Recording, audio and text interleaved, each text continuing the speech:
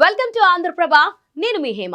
4 ఏళ్ల క్రితం అయోధ్య కేసులో తీర్పు ఇచ్చిన సుప్రీంకోర్టుకు చెందిన 5గురు న్యాయమూర్తులకు అయోధ్య రామ మందిర ప్రాణ ప్రతిష్ఠ కార్యక్రమానికి ఆహ్వానం అందింది. రాజ్యాంగ ధర్మాసనం అయోధ్య రామ జన్మభూమి కేసుపై చారిత్రాత్మక అంతిమ తీర్పునిచ్చింది.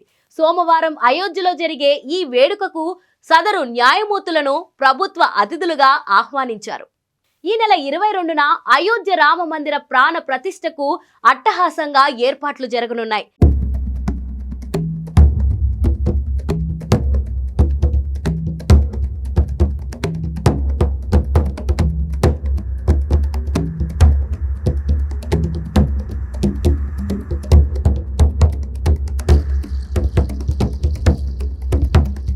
నిఘా నీడలో హై సెక్యూరిటీ మధ్య వేడుకలు నిర్వహించనున్నారు. అందుకు సంబంధించి కేంద్ర రాష్ట్ర ప్రభుత్వాలు అన్ని ఏర్పాట్లు చేశారు. 16 నుంచి 7 రోజులు క్రతువులు నిర్వహించనున్నారు. రామ మందిర ప్రారంభోత్సవానికి దాదాపు 7,000 మంది అతిథులను ఆహ్వానించారు. వారిలో రాజకీయ నేతలు, సెలబ్రిటీలు, పారిశ్రామికవేత్తలు, సాధువులు, ఇతర రంగాలకు చెందిన వారున్నారు.